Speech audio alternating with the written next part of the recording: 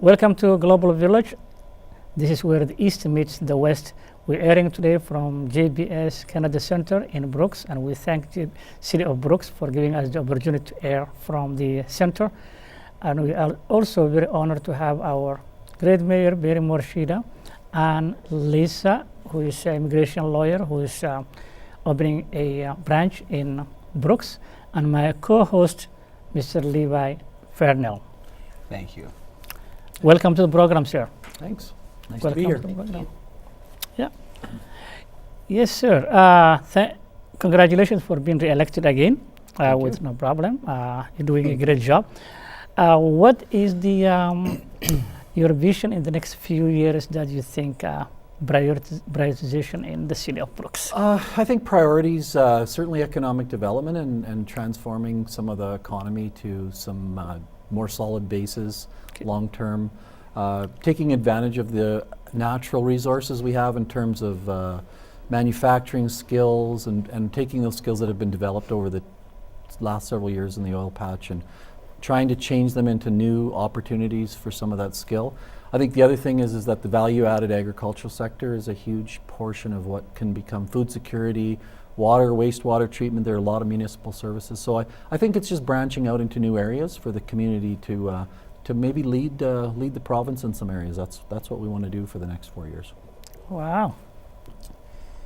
So Lisa, tell us a little bit about yourself.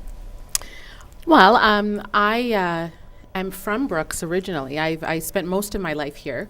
My mom and dad are of Jamaican origin, but I've graduated from Brooks High School and moved on to the city shortly after that. I went to school to study initially commerce and psychology, and I also did my law degree in Calgary. So I started a practice in Calgary doing immigration and family law largely, with always having an idea of coming back home where my mom and dad still live and would love if I moved back permanently.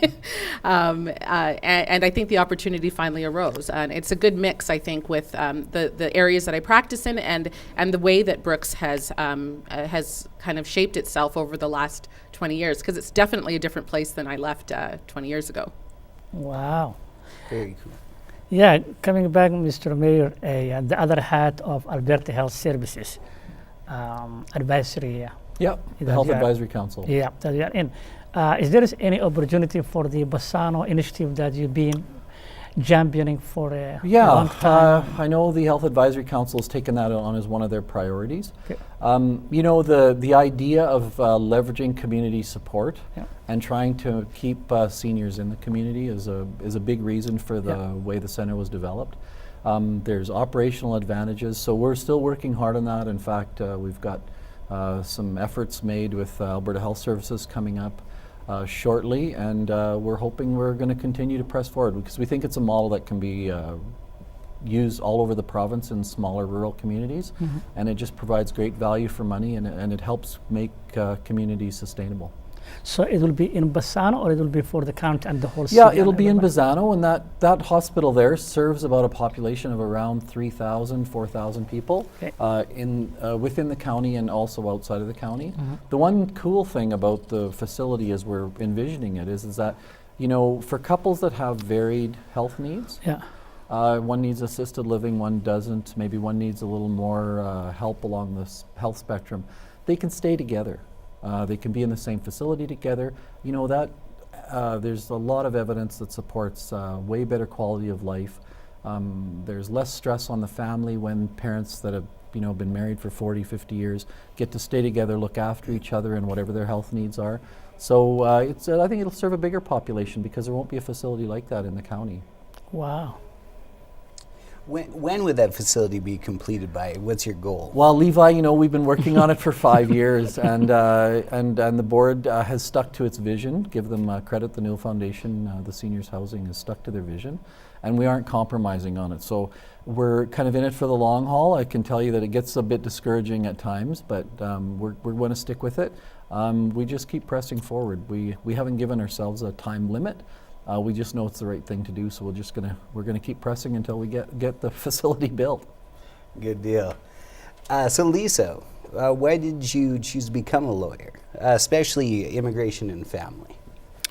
Well, It's a tough question. When I was kind of giving that some thought in preparation for today, I'm not really sure. I guess my family would probably say that I've always been very argumentative and wanting to prove my point always.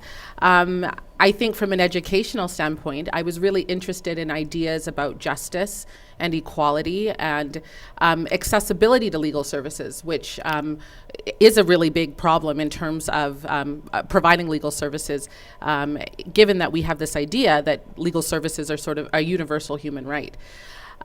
So when I graduated from law school, I don't know that I necessarily wanted to be a lawyer initially. I thought the education was what I was after, but I articled with a small family law firm, and I really enjoyed the work that I was doing. I enjoyed the fact that I was engaging with individuals directly, wasn't dealing with big corporations and things like that, and I could see the way that the work that I was doing was impacting people on a direct level. My immigration practice sort of stemmed from that, and it's the same idea, I think. Engaging with people is one of the parts of my job that I like the most. Nice. What did you initially set out to do? Well, I started with a business degree and a psychology degree. I think I went to school like a lot of high school graduates, not fully knowing what I wanted to be when I grew up. But I kind of have this idea that maybe this isn't it either. So I think it's always evolving, and I think what we can do with our lives changes, and we take all of these pieces of our education and our experiences, and we continue to develop and have new careers and new aspects to our careers as well. And this was a good fit for you. Definitely. I really enjoy what I do. I do. So what are the new opportunities that have arose in Brooks that have allowed you to come back or made you interested in it?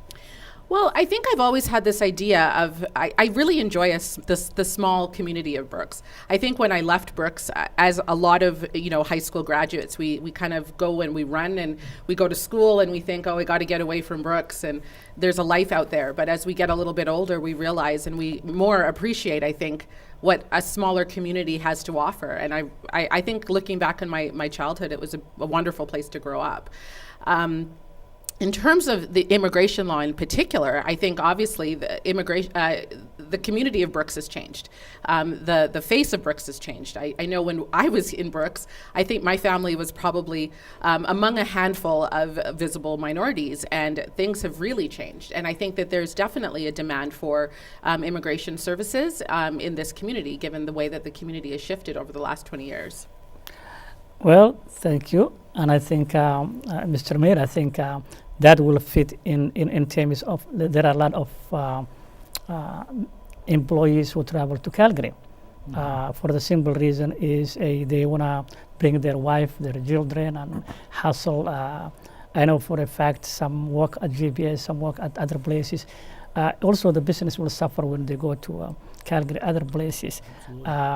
So having an immigration office here, a lawyer will add the economics of these people traveling, so at least they will be able to stay and be productive in the work that they do for any employer. Absolutely, and I think it's great that people like Lisa are recognizing that the City of Brooks has, again, having been here before, you knew what it was like to live in a small community, but also what it has to offer people on a professional basis, on a career basis. Yeah. The whole experience of dealing with being a part of a diverse culture and experiencing everything from food to language to religion to, there's so many aspects of the multiculturalism in Brooks that is like, it's fresh and it's exciting, and I think it's cool that people are discovering it. And I think one of the things the city wants to provide for both people that have lived here a long time and for people that are coming is that interface in between is to allow those opportunities for people to learn about each other, to get together and share stories and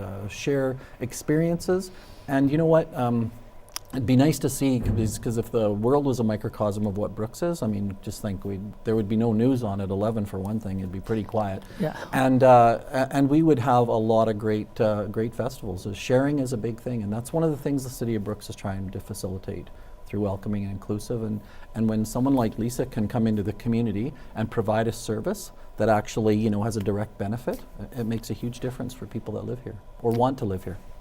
Yeah, the other fact is also having an office immigration lawyer will definitely speed up the people that are suffering to bring their family to the community, the people. And also furthermore, is you born here, you grew up here, and coming back, somebody who left the community, coming back to the city also will send a strong message to the youth that East and West home is the best. Absolutely.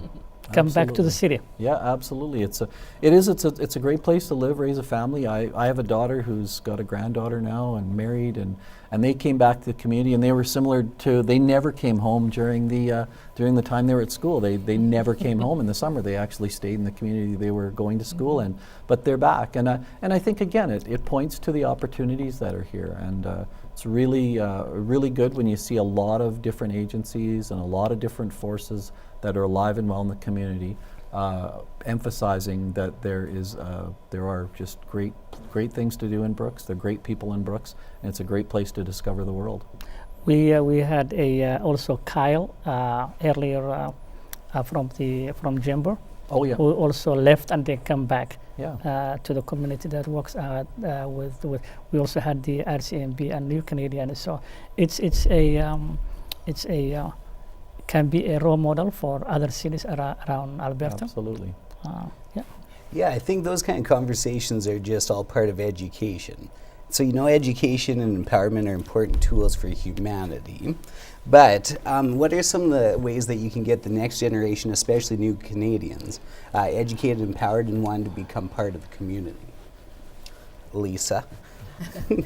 Well, I think we have to approach the whole issue from a few different angles. It's pretty complex, I think. I think from an external perspective, I think because I look at myself as a first-generation Canadian, Yeah. so I'm not a new Canadian, although maybe, I've certainly grown up in a family with two new Canadians. But I think we have to be welcoming of these individuals. I think we have to be open to understanding and learning about where they came from and who they are and what their objectives and what their goals are. I think there have to be opportunities for them to be able to access education and various other social sort of goods in society, and we have to open the doors to those things as well. I think from inside those communities as well, I think there has to be a drive to encourage, I guess, learning the national languages. Of course, you can't really progress, I think, in this society without being able to speak fluently English or French, depending on where you live. I think as well, there has to be a drive to get involved and to show the rest of Canada who they are and what they're about, and to get involved. Civic participation, I think, is really important, and getting involved by the way of volunteering in other agencies, getting involved by running for office, getting involved and creating a place in Canada for themselves. Because I think that, we talk about this rich tapestry of Canadian culture, and I think there's a place for everyone, but it requires new Canadians, I think, to establish a place for themselves in that tapestry as well. If I could add to that, one of the key things too is for people to feel safe. I think there's got to be a component that allows them to be safe in their community, that the rental housing they have, that they're going to be protected, that when they walk down the street they're not going to be assaulted either physically or verbally or any other way. And I think there has to be examples set, both by agencies and institutions, schools, city, that have to lead that conversation and be good examples for that. All of the stuff that we struggle against when it comes to human relationships, it's all learned behaviors. None of us are born with it. And it becomes learned, and it can be unlearned, and there can be good examples for it. So I think one of the key things is for people to feel safe. Institutionally, when you talk about policing and healthcare, a lot of the cultures that come here, they're either foreign or they're quite different in terms of standards and how they operate. And we just need to continue to really make a very concerted effort to make sure we understand where they come from, like Lisa said, so that we have a good foundation of how we're going to approach that education. And then secondly, making sure our institutions are prepared to be able to explain how they can have success in the system. Oftentimes we just kind of lay out the rules. And Canadians that are here I think are guilty of that too. They just say, here are the rules, this is how we do it, this is how you need to do it. That's not a good conversation. We don't teach kids in school that way. We take them on a path. And I think we need to be much better at doing that, so they do feel safe and allow them to express themselves in our country, because we're going to be a lot richer for it if they're allowed to do that. Yeah, two things, Mr. Mayor. I think when the police officer RCMP was here just a few minutes ago, one of the things that we highlight was for example, the culture I come from. If you see a police officer, if they stop you, Yeah. you have to get off the car and go to him or to that individual. It's a different here. Yeah. You cannot leave your car because they will shoot you. They will think that you are a threat to themselves. Absolutely. So, and he knew that. He said, yeah, that's the problem, is that we are culturally being adapting to the new Canadians, all that. It's not anything else, because the culture we come is police officers are corrupted, is all that, so they will not leave their car. They will ask you to come and ask their license and all that. Even though you give the license, still top of that you have to pay some money. Yep. Otherwise they will arrest you. So coming from that cultural background, it will be difficult to build that trust overnight with the police officer. That's what the other one is from our perspective, is if somebody steers you, for example, we don't steer them back, because in the culture is you don't steer back your parents. That's disrespect. Here, if you don't look the face or steer them back, they will think that you are lying. Yeah. So that's another angle of another problem. And this person grew up in a society where they say, no, your elder people, you don't steer them back. Yeah. You look down. Yeah. Because that is how we've been brought up. And the individual here comes here, when they're talking to the police, the guy looks down, the police officer say, oh, I nabbed this guy, he must have something, he's not telling the truth. So another problem and the police officer, I think they doing, I think was Robert, I think he's been here just 2 months and a half. Right. Very new to also to our community. Yeah, but as you say, Mr. Mayor, I think we need to have to listen from the other side in order to give them the empowerment that they require. That is. Yeah, absolutely. I mean, we often take for granted all the things we have, and so we kind of expect people will just understand, and that's just not the case. And a little compassion and listening. I remember having a group from the Congo in City Hall, and they were French speaking, primarily French speaking. And they came into the office, and we talked about, some had been there 2 months, some had been there a year, some had been reunited with their spouse. And we were kind of, what do you like about Brooks? What don't you like about Brooks? And it was kind of interesting. So what don't you like about Brooks? And what makes it difficult for you? And the one lady just said to me, if you could just talk slower, then I could understand. And I mean, how hard would that be? That's not hard. Even for somebody like me who likes to talk a lot, it's not, I can slow down and talk more deliberately. And then once she was involved in the conversation, then she was involved, we were having a two-way conversation. She wasn't being talked at, she was talking to me because she understood what I was saying. And that's as simple as it was, talk slower. And there's probably a million examples like that across all of these situations that we just have to pay attention to, and we will get along just fine if we continue to do that. Mm-hmm. I agree with that completely. I think there's a lot of unnecessary friction that just comes to simple misunderstandings. And if you were able to talk to someone about it, have a conversation, learn what they like, whatever it may be, I think you would find that they're not much different from yourself. Well, and in Lisa's job, I'm sure you see it a lot because of being a lawyer and having to interpret all of those changes and rules for someone who's never had the opportunity to do it. It's got to be overwhelming. It's very complex. I think that's part of what we do is we're taking things that we sort of take for granted and trying to explain them to someone who's never heard of some of these concepts before. So it's definitely challenging, but definitely doable. And I think what Mr. Morshid is saying is quite correct. I think it's really just being open, it's listening, and responding to what we're hearing from other groups as to what their needs are and being responsive to those. And also educate them. I think sometimes also not knowing will not be enough defense if you go to court. Had a gentleman who is a Canadian, and he's being given a ticket by the RCMP because he was talking on the phone while he was driving. And then he gave the ticket and they left. He saw the same officer a few minutes after he saw the officer. Guess what? He insulted him. So the officer came back and handcuffed him. That's what he told me. So he phoned me. He says, "This is what I did." I said, "Good luck. That's something that I don't get involved." because he came from a society where you can do better than that. For him, he thought maybe he was given ticket, he was mad, so he thought maybe he can install the law. Now he's been handcuffed. He's been given two more tickets, I think, over 1,000 plus. And top of that, he has a court date. So it's a kind of ignorance, and it's kind of a sad. And he's a grown-up. He's not a youth. He's a grown-up. So I spoke to him. I said with him, and I said, you know what? You need to know the system before you run with it. We don't insult officer. We don't touch officer. We don't resist.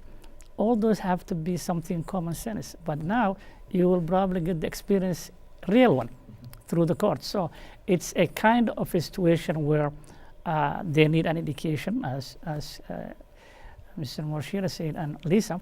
But how can we empower them, Lisa, since you have been a lot of clients? How can you just give them the ammunition so they don't need tomorrow to be shown, especially when it comes to the family, because there is also the angle of the family misunderstanding that creates also another angle of misunderstanding.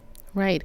Well, so much of my job is actually what I call public legal education. And I do a lot of that in addition to my practice, because what you said is quite correct, that not knowing what the law is no defense. No. But the real question I always ask is, how are you supposed to know what the law is? Yeah. Because nobody gives you a handbook and says, here are the laws of Canada, read it and learn it. It's not part of the citizenship test for the most part. Yeah. So how do you really ever understand that? Accessing lawyers is, well, it's expensive and it's challenging and it's difficult. Figuring out even what question to ask is sometimes the hardest part. So from my standpoint, I do a lot of public legal education in the form of workshops and seminars and things like that, because I feel like, where else are people going to learn what these rules are? Where else are people going to learn, how to deal with police officers? Where else are people going to understand certainly issues around, domestic violence, which, it's certainly a rising issue in our province. It's always been a concern, but I think with the recent economic recession, its numbers have even increased, and certainly something that I see day to day.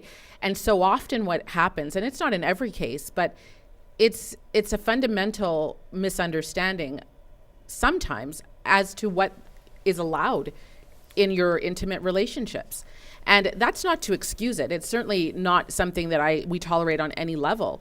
But if an individual comes from a country, for example, where certain types of behavior are fully acceptable and they continue on in that same pattern here, it's education that they need in order to understand that that's not okay here. And I think it happens on both sides, because the victim of the domestic violence as well often doesn't necessarily realize that what's occurring in their home or in their environment is not right either. So it is education across the board.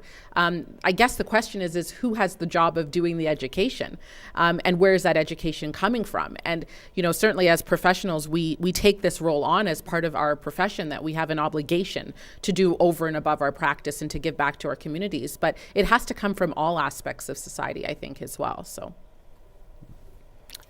Yeah, no, I don't think you can educate enough. I don't think, and you know what? I don't think we can have enough conversations. Like, one of the things I do is kind of my standard little speech that I make is that I ask everybody I'm speaking to say, stop and have a conversation with somebody you don't know. Just say hi.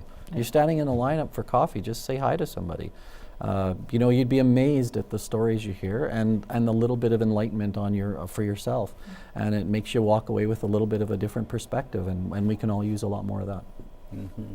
Yeah, for sure. In management training, I've learned that communication leads to understanding and that respect, and eventually to trust. So yeah, I think it definitely does start with having a conversation with someone. And I think as long as you're coming at it with the right idea in mind, I think every conversation could be something that's positive. Yeah, giving people a hand up doesn't cost us anything. We so often, the bad side of people, the ugly side of social media, all those things, they always talk about things being taken and lost. You know what? That's the opposite of the equation. What we're talking about here is giving someone opportunities to be successful. That costs our society nothing. All it does is bring value. It brings value to our communities. It brings new membership. It brings new volunteerism. By giving them that hand up, costs us nothing to do that. And you know, it's too bad that lots of people frame their conversation in terms of what it's costing us to have this. But really, you know, what does it cost you to take 2 minutes and say, hey, you know what, I noticed we've been working together, and I noticed that, you know, your taillight is out of your car. That's a ticket. Like, they don't understand that. Like, how hard does it take? What did that cost you? That doesn't cost you anything. Or understanding what it's like to have your kids volunteer for something, like taking a minute to explain why your kid's doing this. And it's costs us nothing. I really get tired of the whole conversation that, you know, immigration costs us money and doing all this costs us money. You know what? What costs us is not taking the effort on our own to be a little bit proactive about giving some of our knowledge and our compassion to other people. We'll be way better off if we just change our attitude a little bit about that. Wow, well said. That's I think a good message to the importance of diversity's strength for the community, and I think that's well said. I think we need to stop a few minutes and give hand to whoever that individual is, and that goes a long way. Absolutely. And I hope that. So how do they get with you, anyone that wants to get in touch with you? Well, we have an office here in Brooks. We are Mosaic Professional Services, a group of other like-minded professionals. We decided to join forces, and the idea is it's one-stop professional services. So we're located at 440 2nd Street West, just in the lower floor. I'm not here 24/7. I do continue to have an office in Calgary, but we're here usually every couple of weeks. My intention is to have someone in office once a week in the new year.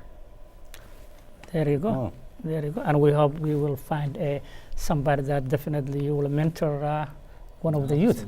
And that is what the intent is, and that's what we discussed some time back with our mayor. So I think somebody like you will probably be a good mentor for the youth. Absolutely. Yeah. I'm definitely open to that. There you go. Yeah, that was an awesome conversation, guys. Thank you very much. It was very nice Thank meeting you so much. It was nice Nice to meeting meet you. you you. again, Ms. Rashida. So running for future, you probably learn from the mayor. Yeah, There you go. I'm There you learning go. all kinds of stuff There you go. today. That's why we invite him to be a co-host. There you go. Good for him. That's good. The idea is not me hosting all the time. Yeah. It's the program is Global Village, airs from this beautiful city, and we need to continue. So if I'm not here, he will be here. He will be that's able great. to Good stuff. continue. So then they will see different faces, and he's the right person that will expose him to the community also. Excellent.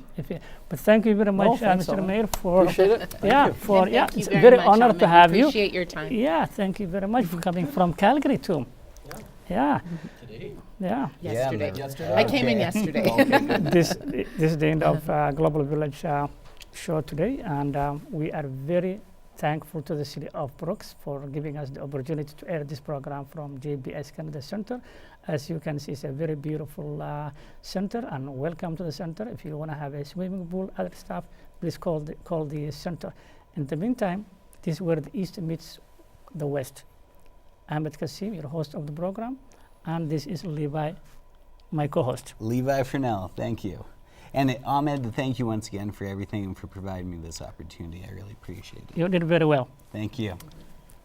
Have a good one, and God bless you all.